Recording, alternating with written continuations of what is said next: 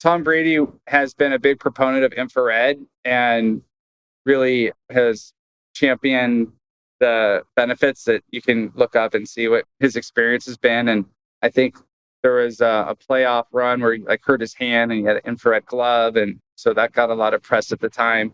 Went all in, play my cards right. Up the ante, won blackjack all night. Roll the dice, let it ride. What are the odds I got snake eyes? This podcast exists because of the team at Casden. Casden is a B2B content production company helping organizations create and share their stories. We aim to create space where businesses can build assets and drive revenue through writing and talking. Content creation should be enjoyable and accessible. At Casden, we love helping make that happen. Learn more at cascm.com. There's a few different areas I want to touch on today, obviously, including your company, ingredients, infrared, all that kind of stuff. But what does your company look like today? Like, how many employees do you have? Where are they located? That kind of thing. Sure. We have 12 full-time employees and another 12 consultants. And we're really a global company considering that relatively small footprint. So we have offices in LA, in New York, and then in Melbourne, in Tokyo, in Taipei, in Frankfurt, and in Zagreb. Wow. And in Mumbai. Okay. Yeah. So those aren't like commercial offices you could walk into, but it's boots on the ground, people that are there to meet in real time, answer emails and respond accordingly. Yeah. So I saw a friend the other day and he was telling me he's in finance and he has to travel 2.5 hours by car every morning to get to not every morning, I'm sorry, every Monday to get to the office. And then he comes back on Friday because the founder of the company wants him physically there, right? So I saw a post you did on LinkedIn recently. Then you talked about the whole work from home, the hybrid, the come in when you want. As of today, it's when we're recording this, it's August 24. What does that look like for you, work from home? What's your thought process around that? Yeah, that's a great question because it really has evolved the last few years, Eric. And I've tried to evolve with it and I've followed the news like anyone. And I see some companies have mandatory, got to be in the office. And then they're losing a lot of talent. I've seen companies, flip-flop. For me, we're trying to have the flexibility to get the best talent. And now with, post-COVID world, Zoom is a pretty adequate substitution in a lot of ways for meetings.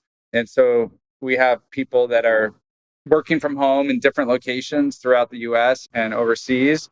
At the same time, you can't replicate the experience from having the in-person back and forth and being able to get a lot of work done in a short time because there isn't a lag. You have a quick question, you get a quick answer, and you get in these natural dialogues. So it's been challenging for me having kind of matriculated through a time where you had to be in the office or you were kind of slacking. And at the same time, I want to just get the most out of my employees. And you don't have to be necessarily in the same room to be working on something, but there's a lot of trust involved if you're not there and you have to have the right people. There's people that are working 2 or 3 jobs now from home because it's remote and the employer doesn't, know that they're actually getting paid by multiple different people. So there's all kinds of horror stories, but we found, I think, a really good balance. The last Friday of every month, we get everybody that's within the greater LA area in. We treat everyone to lunch, catch up on life. And then when we can, we bring the teams out once or twice a year to meet in person. Next year, we'll be doing a retreat where we bring in the whole team globally. So we make the best of both worlds. Kind of a long answer. Yeah. Do you think it's individualized, right? So you might have an individual that you just know is going to perform better in the office. And then there's other individuals that it's actually giving them the freedom and flexibility to work from home, let's say, is going to cater to their productivity. And obviously maybe it's in the middle and you bringing people in on a Friday. But have you identified that to say, hey, this individual, I would rather them be at home. I think we're getting more out of them. And I think they're enjoying life more by being at home and therefore more productive. Have you seen that? Absolutely. I mean, I try not to get too much into each individual's employee situation. But if you have two little kids at home and you need to get them ready in the morning and get them off to school and start your day a little later, and then once they're in bed, you can put in a few hours afterwards. Yeah, I think it also is a little bit dependent on job function, like for finance, where they're just using QuickBooks and software and logging data, and they don't need a lot of interaction with the other departments, then that might lend itself to being more remote than like a supply chain position where you're having to interact with the business development team, the marketing team, so we look at job function and then also the person's unique, situation. Yeah. So I'm looking behind you. You got the plants going. Obviously, I mean, you come into this conversation today, you have a lot of energy, big smile, and I love that. And obviously, a lot of what you do is about creating energy for people that are wearing your t-shirts, your Under Armour t-shirt that you're wearing right now. This is a big deal to you. Like, obviously, it's being talked about a lot right now. Like what we consume, as examples, food. Like I talked to someone recently and they're big in tea, right? And they talk about how consuming tea is better for their energy throughout the day. They're more productive, what have you.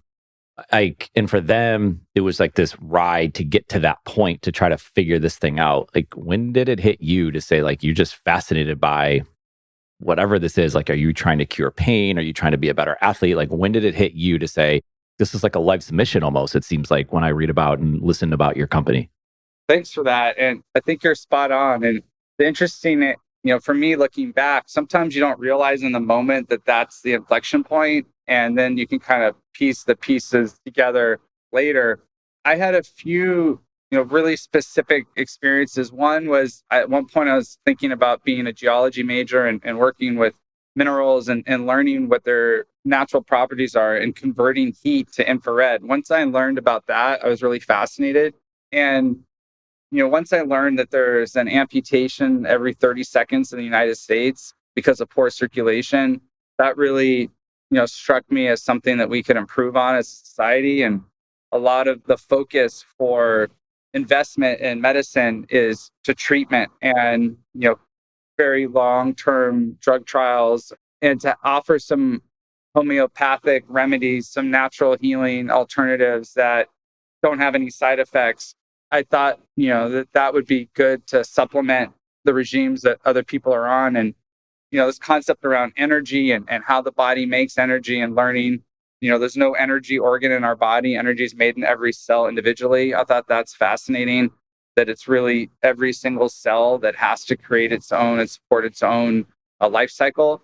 And so looking at those different things and connecting the dots, and it just something I became fascinated with. And the harder it's gotten, the more I've enjoyed it in a certain sense, because I really did think that this would be sort of an aha light bulb and people would sort of wake up to this very quickly. But it's been really a long haul to educate and raise consumer awareness and get people to ask for infrared products. I mean, we're still working on that.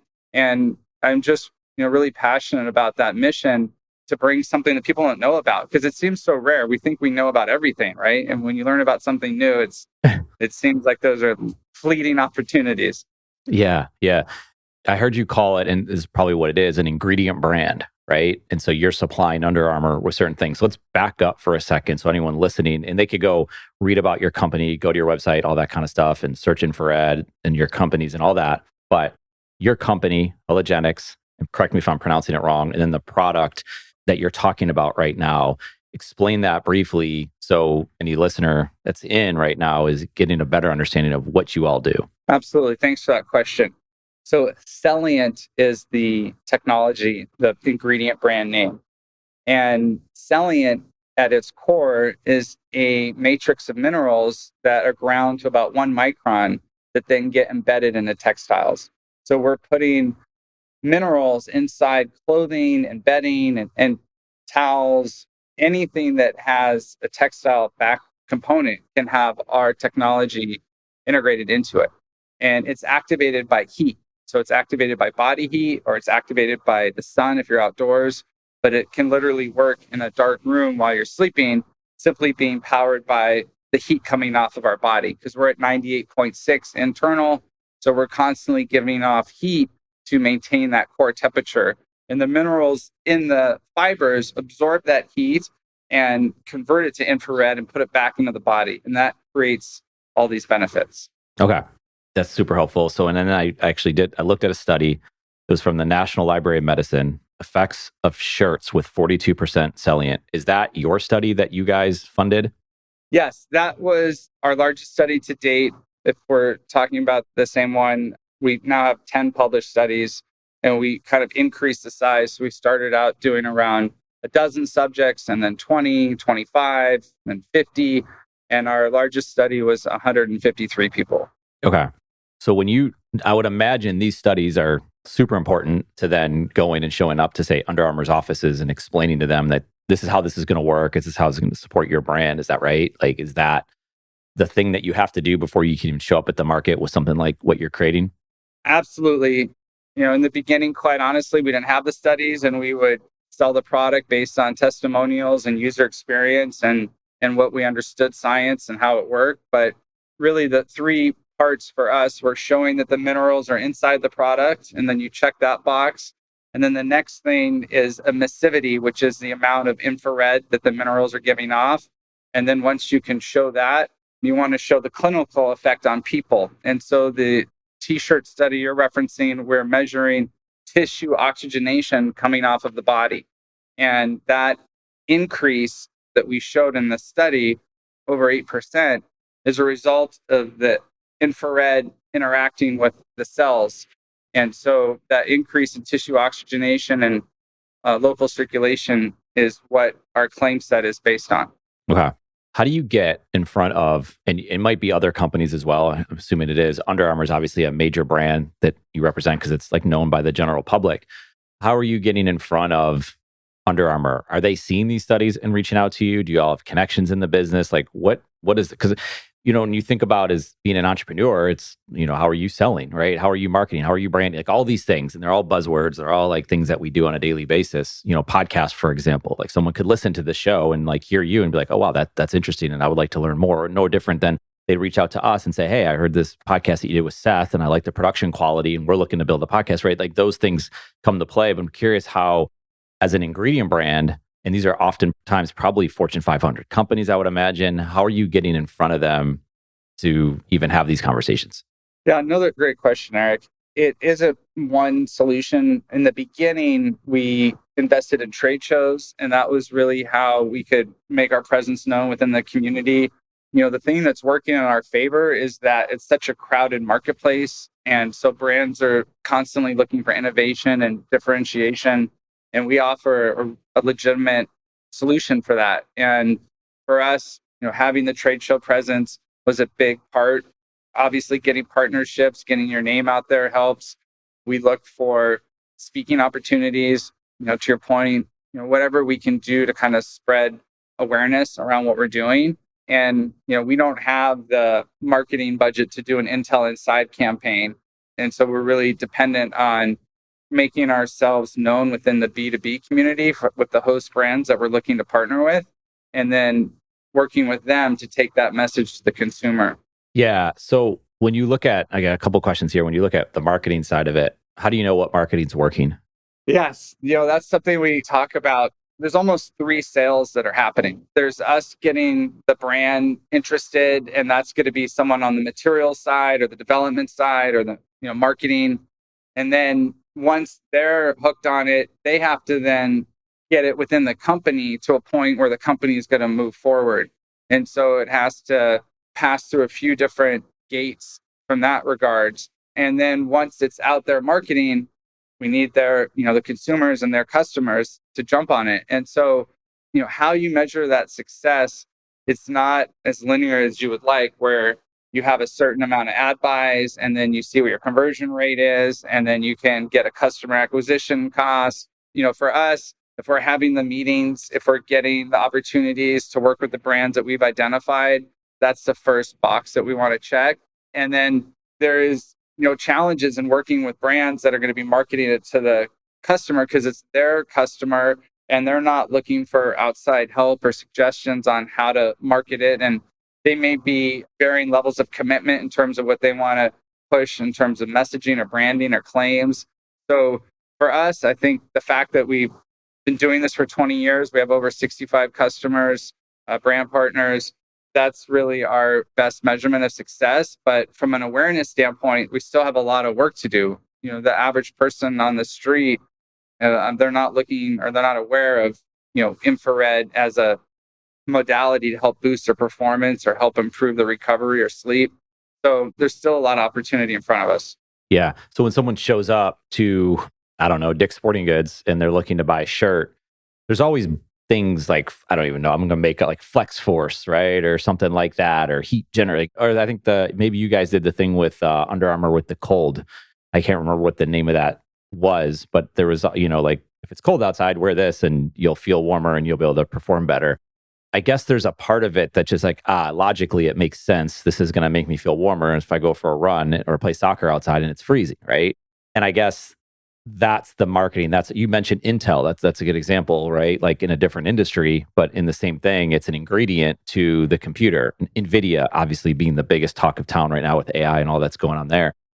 You see what I'm getting at, right? Like that's what it's about. And so the consumer kind of has to know, but at the same time, as long as the description of the marketing of it works, the consumer is going to get on board with that, perhaps. Or I guess they also still need to learn the technology. If you're talking about, how is infrared going to help me with a t-shirt? Like there could be naysayers, like, how does that even make sense? Right. You're spot on. Like Gore-Tex, waterproof, breathable. People understand that. I wear this to keep me dry and I'm not going to get too hot. But when you learn about things for the first time, when you hear about Gore-Tex, you already know what waterproof is, you know what breathable is. So they're just sort of explaining something in language you already understand. But when it's something that you don't understand or not aware of, infrared, what is that? Why can't I see it? Isn't it harmful? No, that's ultraviolet. Like you go through this whole question set. And then when you get your curiosity piqued, that usually leads to like another 10 questions. And so you get into a level of science that is so complex that unless you're an expert in that field, you're not really going to understand the mitochondria and what they're doing. And so that can be, a challenge because like if you go to the doctor and you're sick and he prescribes an antibiotic, you take it because you know you're going to get better, but you don't understand how the drug's interacting with your body. You don't ask questions. It's just that level of knowledge. It's like an institutional knowledge that we have as a society. And then when you hear something that's going to help you that you haven't heard of, it's natural to be skeptical because you haven't heard about it. And, everybody's saying, something's going to help, some miracle cure, or, snake oil salesman. And then you add the layer of invisibility to it. It's very complex in that regard. But the foundation is that it works. And when you do your homework and you do the due diligence, you see it works. And then you can start to trust it and you have your own experience. But the part that you're articulating is, where you're in the Dick's Sporting Goods, to use your example, there's not a lot of customer help on the floor. Like if you're in a Walmart or Costco, even less. And so you don't really have the kind of hand holding, like if you're going to buy a new car, you'd have somebody there answering every question one-on-one. But these kinds of purchases are done at a very high volume with very little engagement from the company that's selling them to you. So, we see where we can be on the internet, and obviously the real estate's free and you can get into videos and animation and make explanations, can get more of a captive audience. But it's challenging if you're just going into, to a sporting goods store and trying to pick something off the rack. You're not really going to have the benefit of somebody being able to explain to you all the advantages of a selling a powered product. Yeah. I will say, I don't know if Dr. Andrew Huberman, who does his podcast, right? Huberman Lab. So science, and that's just an example, science is more accessible than it's ever been. Like before, it was like you go to science class, you're either into it or you're not. And if you're not into it, you probably don't understand a lot of the things that are being talked about. Nowadays, geez, you can get on X, you can get on YouTube, there's documentaries about this stuff. Like there's so much information available. Talk about infrared, like that was a word that just, I don't even know, maybe it was used in the military and now it's like everywhere. Like people have infrared saunas just like in their bathroom, right? So it's not a big deal. And so I think there is more knowledge than we've ever had. But then there's also a lot of misinformation, obviously, right? We're dealing with that just in politics. But just like when it comes to science, it's very, very complicated. But I will say it allows for someone to listen to a show like this, be interested, and then say, I want to go do my own learning. And I can go find a podcast episode. I could go find a YouTube video. I could go find the National Library of Medicine and read about this and say, oh, I can make my own decisions on it, which I think is really cool, right? Someone takes that education to that next level. I think that's the fun of it. I would imagine those things are the raising tide type of moments, as well as maybe competition, more people in it, more people talking about it is just going to help you all out. Agree completely. And being able to do your own homework has been a game changer. And for us, we love the healthy skeptic. Bring your questions and we can get them answered and come to your own decision. And then those people tend to be really strong advocates because they've done the work, they learned about it, and now they can speak to it personally. So, being able to have sort of the internet at our fingertips and do our own research is critical for something like this because there are going to be a lot of questions. And you're right, like the military, that was sort of IR, night vision goggles. Any fans of the Predator, movie series, that was how the aliens saw, was through infrared to see people hiding. And, we're trying to take that example and we set up infrared cameras at trade shows and show people like their bodies emitting light beyond visible. We see in a very narrow bandwidth. The visible spectrum of light is just a little sliver, fraction of actually what's out there. And so people start to understand and associate that with beneficial outcomes. And then we're, away we go. Yeah. There's been a rise in autoimmune. So a lot of people are dealing with chronic pain, chronic fatigue, right? All these different things. People are trying to feel better, right? They're trying to feel better throughout the day. And I think your products, from what I understand, could help in this way, right? Does the science of what you're doing, does it help in those areas? I mean, does that come up in these conversations when I talk about, it's like working out and people are sore, right? And they don't want to be sore and they want to recover faster so they can get back to the gym and they can get back to the field, whatever that might be. Is there a lot of science behind in getting into that area of pain and autoimmune and all of those types of things? Absolutely. Our 10 published studies, the majority are done on healthy subjects. So from like a marketing standpoint, it's really important that we stay in our lane. But if you ask like the larger question about autoimmune diseases and the physical recovery, that's an great example of a claim Stellient can make, because basically that process of doing a strenuous workout creates lactic acid, which makes you get sore muscles. And then the primary factor in clearing that is circulation. If you can increase circulation, then you're going to recover faster and be able to perform at your best. But even just like taking a step back even further, if you wake up and you're tired, it's going to affect your mood for the day. Like, especially if you like went to bed on time and you got enough sleep and you're like, I ate a good meal, like I'm checking all the boxes, and there's those days you just don't feel good. And if you woke up and you had more energy, that's going to just change your outlook for the whole day. Nothing else, all other things being equal. So, we're really trying to support at a basic level. It doesn't matter if you're an elite athlete or, what your lifestyle choices are. This is going to support your body's thermoregulation and its ability to produce energy. And all other things being equal, you're just going to have more gas in the tank.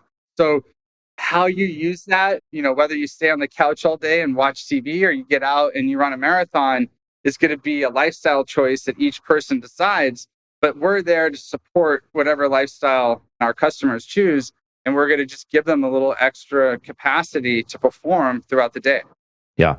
I have to ask, how is AI impacting how you're thinking about things right now? Or is it involved with your business? Yeah, so it's moving fast and there's all types of AI. Marketing is probably where you see a lot of the initial like push in terms of what you can automate and drip campaigns and how you take leads and process them through your customer build and relationship build. But then on the supply chain side, the things that AI is doing and will continue to do, should probably help costing in a lot of regards in terms of raw materials. And, I've been to factories where it's a lights out factory because it's all automated. So they don't even have lights because there's no people in the factory. So it's hard for me to even get my mind around all of the ways that AI is going to start to make changes. You talked about politics, not knowing what things are real. I think AI can be a good research tool. I was curious what ChatGPT said about infrared and was really encouraged by the positive answer that it gave and validates what we're doing. And I think there's just so much that's unknown. It's almost hard to start trying to Yes, but at the same time, we need to anticipate and be ready to handle those kinds of changes. But the problem can be if you start to get your mind made up before something happens, you'll be biased in one direction. So we're trying to keep an open mind and see how it can help us. And it's fascinating to me on a personal level. Yeah, yeah, I'd agree with that. I've gotten more into the different models that have come out, right, with Claude and Perplexity, and the thing goes on, and you just go down that rabbit hole. It's amazing, and you could use all of them, and we'll see where this goes. Like, I don't know if it'd be like streaming where you'll have like all the different apps, like it was like cable television, but now it's like everywhere, and maybe AI will be the same thing, or they all come. I'm sure there's going to be some sort of like coming together, but you even hear about it, like what's going on with Ukraine and how they're using AI in war, right? Like amazing, like how to predict where things are going to happen and where they're going to take place. Yeah, it's wild. So, and that's a good point too of like, what was Chat GPT's response to the question about infrared? Like, that's a big deal to think, whoa, what is the bias that's out there? Is it going to be bad for business or is it going to be good for business? And that's definitely an interesting one because that's where consumers or companies or board members might go, and that's where their first search is going to be now. Yeah, I didn't even think about that. That's interesting. Let me go here. You had an encounter, I believe, with who's considered the greatest. I don't know if there's behind me. I have like some Ohio State stuff over here. We got a lot of stuff here on the walls, but Tom Brady is considered greatest quarterback, one of the greatest athletes of all time. I think you had an encounter with him, and perhaps he was using some of your equipment. Like, what was that like? What was his involvement? Like, first of all, that's content, right? It's on LinkedIn. I'm looking to learn more about what you're doing. I see this picture with you and Tom Brady. That's cool, right? That's humanizing it, and I get to read a little bit about it. So if it's just that, that's fine too. But just curious, like what that interaction was, what it was about, what was his involvement? Yes, Tom Brady has been a big proponent of infrared and really has championed the benefits that you can look up and see what his experience has been. And I think there was a playoff run where he like hurt his hand and he had an infrared glove, and so that got a lot of press at the time. My opportunity to meet him was at the Milken conference in Los Angeles. And I was really just passing. He had spoken on a panel, and you can imagine kind of the mob that, was following him around. And it's just one of those things where I was by the elevator and he kind of was in front of me. And I asked if I could take a picture and, told him about that I represent Salient. And, that's something that he was obviously very familiar with his relationship with Under Armour. So he was gracious enough to pose for a photo, and that was the extent of it. Yeah. No, but that's good because you get to learn about people are looking for that stuff. They're like, what is Tom Brady eating? Right? Like, what is his routine? What's his workout? Like, how did he do this? Because he wasn't considered when he came in here like this elite athlete, right? He was someone who crafted and worked hard to get to that point. And then to say, okay, well, what products and what ingredients is he using? Back it up. I kind of started with this work from home topic. I want to just touch on college. College, as we're recording this, is kind of starting back up again. There's a lot of conversation about college. It's very expensive. You went to Pepperdine University in California. It's an expensive school. It's a very good school. It's all these things. And you talk to people all around the world, and some people went to college, didn't go to college, went to Harvard, went to a state school, what have you. You've had experience. You have this company. I don't know if you have kids, but like, where do you stand on college today? Like, with all that's gone on over the last many years, what does that look like? I don't know if you're hiring college graduates, if it matters what brand they represent when they come out of college, but from someone who's like at this level, has people working for them, has experience, like where do you see college today? What are your thoughts? And you could take that however you want. Yeah, I'm fascinated by education. I do have a son. He's 9. He's going into 4th grade. And I've always stayed close to my alma mater, my high school alma mater, Viewpoint, served on the board for 9 years there. And feel like in another life, maybe I'm a teacher, or if I ever get to semi-retire, maybe teach occasionally, because there's so much passion when you get eager students, or if you're a student, you have a great teacher. I've been fortunate enough to have some great teachers in my life, and this prevalence of the internet and bandwidth was sort of happening while I was serving on the board of Viewpoint, and we would have these conversations about basically you can go on YouTube and learn how to do anything. Like, education needs to evolve. It's no longer there about just teaching somebody, something that you can basically watch a video to learn how to do yourself. And, we used to have these quizzes, right? Whatever the question was, and you get a Guinness Book of World Records, or you have to find some way to validate. And now you just Google it and you can just, show somebody right in real time that they're wrong or right, or, whatever the answer is. And so you couple that with all the things you're not taught in school. I don't know about you, but as I went into the adult, working world, I was like, well, why didn't I learn this in school? Why don't they have classes on emotional intelligence or how to work with people in groups? And in schools, we're always tested individually, and we don't work individually. We work in groups. And so for me, and the cost that you mentioned, spiraled. It's really daunting to think about investing $500,000 for, if you have 4 kids. I mean, it's basically impossible without financial support, and or if you're in a very, elite slice of the economy. But when we hire, I'm not really looking at the resume in terms of like a name. It's more about just the person and how they're wired. And, if they took a gap year or went straight into work because they were passionate about something versus, staying at a school. I mean, I think it's very similar to what you see with athletes, right? They can go to junior college, transfer to a school later, and just matriculate into an all-star player in whatever sport they're playing. And with everything that's going on with the protests now, I mean, it's very political, it's polarized, and I don't know really what the solution is or how it's going to work out. I mean, I do know, and I read a lot of universities are folding, and we're going to have a lot less than we've had before.